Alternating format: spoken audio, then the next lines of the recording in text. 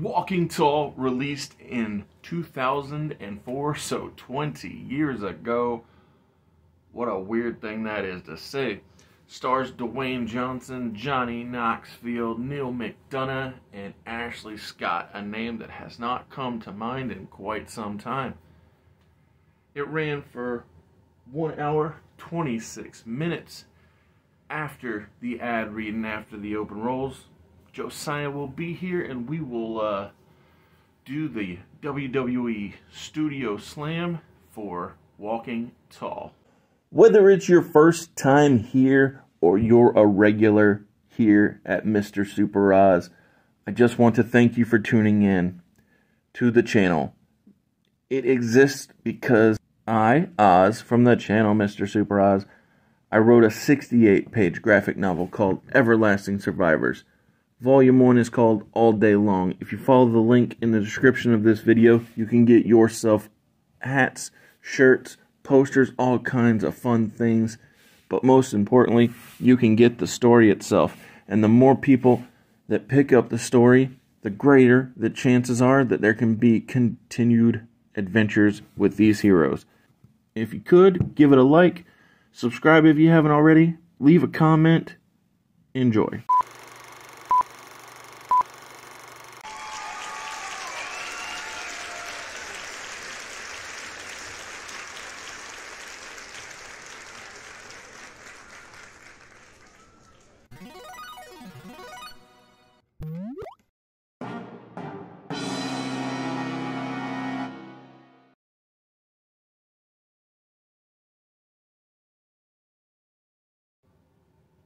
Why did it? Oh, okay, cool. I'm about to say just freeze frame. Yeah. I guess it did. The idea of 2004 being 20 years ago still throws me off. A little terrifying, ain't it? Well, and usually when I think of movies that are 20 years ago, I probably am thinking of something in the late 80s or early 90s. Definitely not something... Early 90s for me, so... Oh, yeah, exactly. And so... yeah, it blows me away. Yeah, it's definitely it's a crazy film because when we were sitting and talking about like watching this film for this video, I was just like, yeah, you know, this movie was like 20 years ago, right? I'm like in this movie was made in the 90s, and then like he looked and like, oh no, this is like 2004, 2005. I'm like, oh Jesus, that's 20 years ago. Right? Yeah, I'll just tell everybody because whatever, ain't no big secret. Next year, had I stayed in the Army, I could have retired.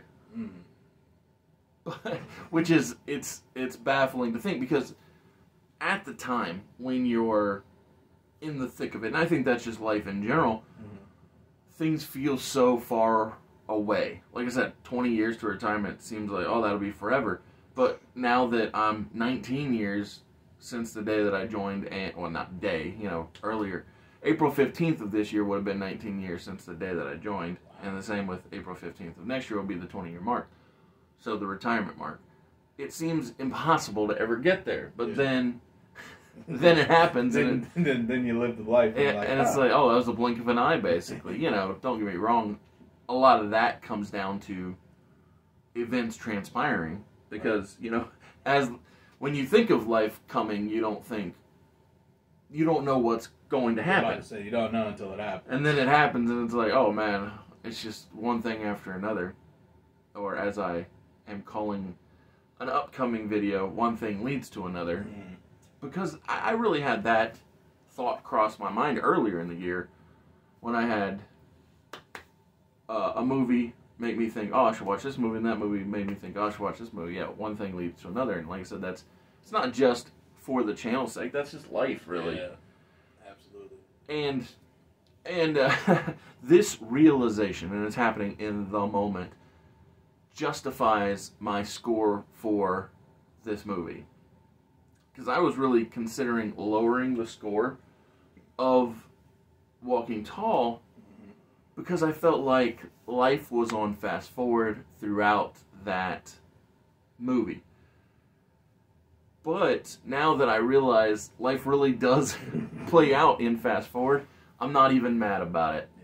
Because So when Dwayne comes home, Chris, the character Chris Vaughn, when he comes home, I'm just gonna call him The Rock. The whole oh, time, for so. sure, yeah. I'm sure I'll pop back and forth between character and actor name, or gimmick, if you will, in the case of The Rock. But when he comes home, things are fairly well paced. He's walking with his duffel bag. He's walking quite tall. I like that. Hey. Some cops come up and talk to him, and we establish that there might be some questions being raised with their loyalties, the intentions, yeah. absolutely, but nothing too blatant at first, until he gets home and we meet his nephew, and then that's when eyebrows begin to raise once again, which can't help but see the irony. Picture of The Rock. But again, nothing's too far out there. That is until Rocky and his buddies go play some football, and he catches his nephew partaking in illegal activities. Tis. And when the character of Chris confronts his nephew, he's all like, what's it to you, old man, basically. And I think that's appropriate as well. And things really take a turn when we find out Chris's long-term friend, Jay, is basically running this town from the casino. Because later that night, we go to the casino, Jay's casino, and not only do people get ripped off because of the way things are run, but just in average everyday casino. Well, yeah, probably. I've never been to one, but that is definitely the stereotype, whether it's true or not. Yeah. But when Rocky tries to stop the cheating, that's when he gets literally cut up, and it's mildly surprising that this is based on a true story, because of how much I'm like, man, I'd believe it if this guy did it. He didn't do no more walking after this standing tall scene. So you laying down short. Exactly. But yeah, Ashley Scott, who is a person I thought was going to be much more prominent back 20 years ago, she is almost the catalyst for The Rock standing up, because he leaves the dance that was purchased for him by his boys, because it was by a girl that meant something to him. And so yeah, she then quits her job at the no good place and looking out for her old friend and future lover, it seems. So this is not about the movie, but I am surprised Johnny Knoxville was never a guest character in a WWE video game. So not only was he in this and Chris's best buddy, but he had that WrestleMania match with Sami Zayn. And I mean, realistically, I just feel like Johnny Knoxville was, or is, a likable fella.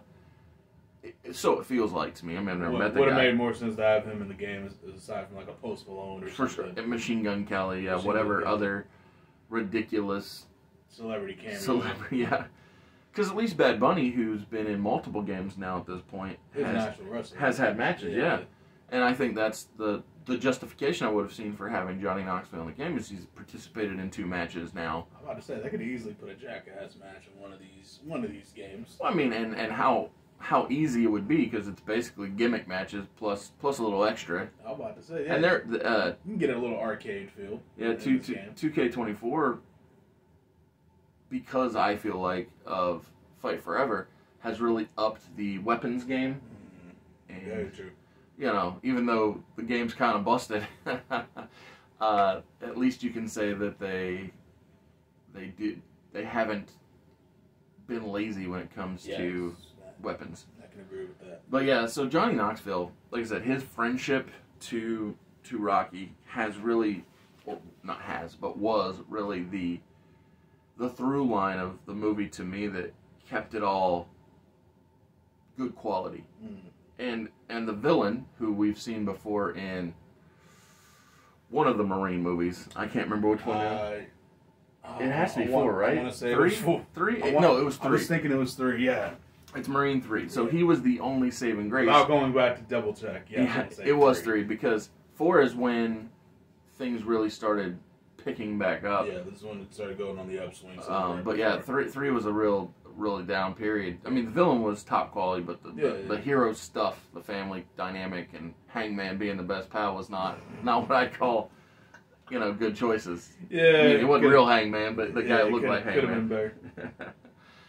But yeah, I really like that guy. I just feel like whether it be the Arrowverse or any other time he's playing a villain, he really knows how to. I'm about to say good execute. Actor. Yeah, I'm about to say his acting job. Like some people just play good, like villains. Like Jeffrey Dean Morgan always comes to mind for me. Oh yeah, that's a good shout right there. For a guy who's like a great villain. Yes. So some actors. Because I feel like even his hero roles are kind of on the edge of being a villain. Like teetering, like a little bit more anti-villain, if anything. Like The Losers is a good example of that because he's on the babyface team, but they don't really play it straight babyface. Yeah. But yeah, like I said, the villain top quality, the friendship good stuff.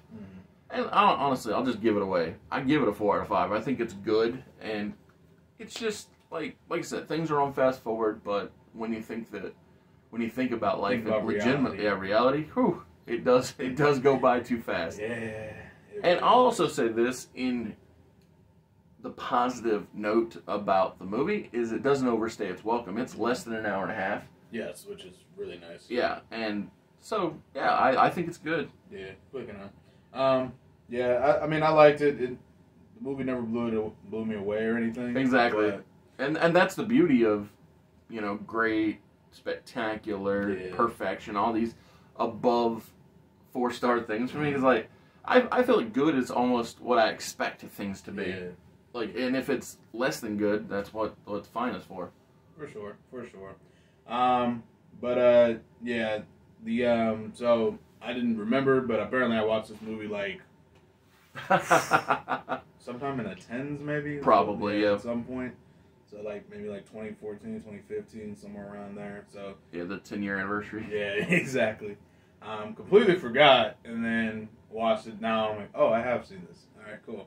Well, so obviously it didn't leave that much of a lasting impression on me, but it was a good enough movie. It was you can tell it's an early Dwayne movie. Let me interrupt real quick. So I actually think that's one of my wife's superpowers is forgetting movies. So that's awesome.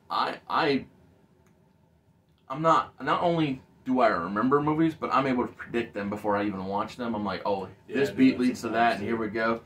And she could have watched something, I'm going to say, less than a month ago and be like, I don't know, it's all fresh and new to me. Honestly, I kind of prefer that, man. Yeah, that's why I said it's a superpower. Yeah, that's awesome. That's awesome. And imagine, if you will, something you love. Let's say one of my Deadpool movies. Oh, Deadpool's not bad. I was going to use Brandon for an example. He thinks, and I'm not arguing with him when I say this, but he thinks Back to the Future is a classic.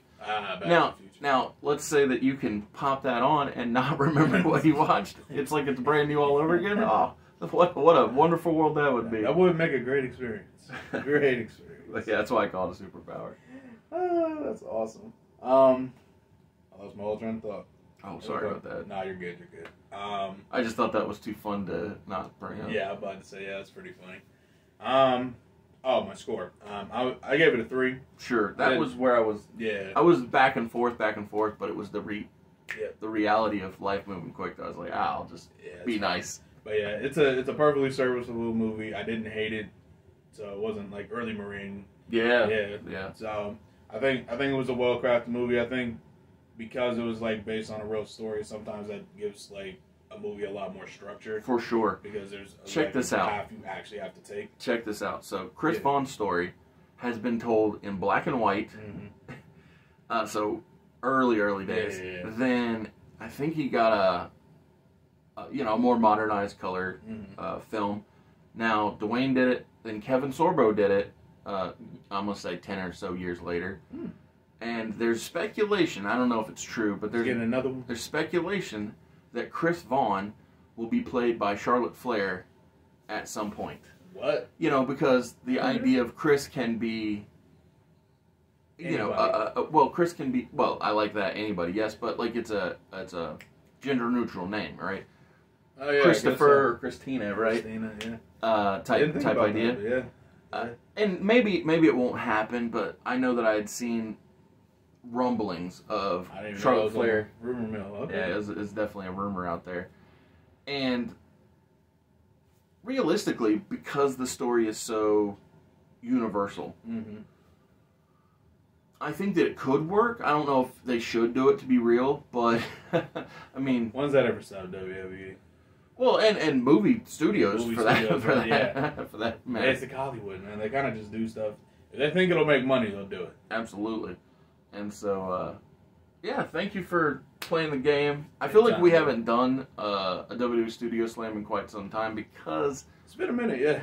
it's such an easy put aside review.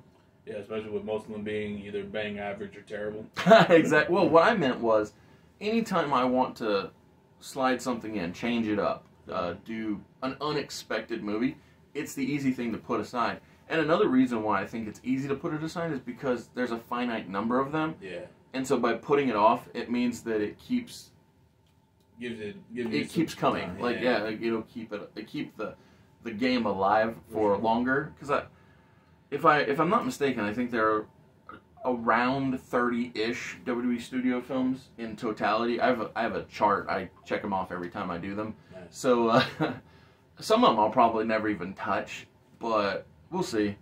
And also, I'm about to say we haven't hit any Triple H ones yet, so right? Well, and there's another thing that is odd about the WWE Studio films, and that is some of them won't even be released as WWE Studio Slams. Rumble, the Jetsons and WWE, the Flintstones and WWE, and the two Scooby-Doos, those are all going to be animation celebrations as opposed to WWE Studio Slams. And so, I forgot about that. so those will be different releases. But I will say this. Last year I did the Scooby-Doo All or Nothing, which was a lot of fun. Gave me hope for James Gunn's Superman because he really was good at showing love to something already established. So that gave me hope. And this October, because that's when I reviewed the Scooby-Doo All or Nothing movies, I'm doing Scoob from 2020. And from there, it hit me. I was like, oh, I'll do the Scooby-Doo WrestleMania mystery leading into WrestleMania this coming year, 2025. Right.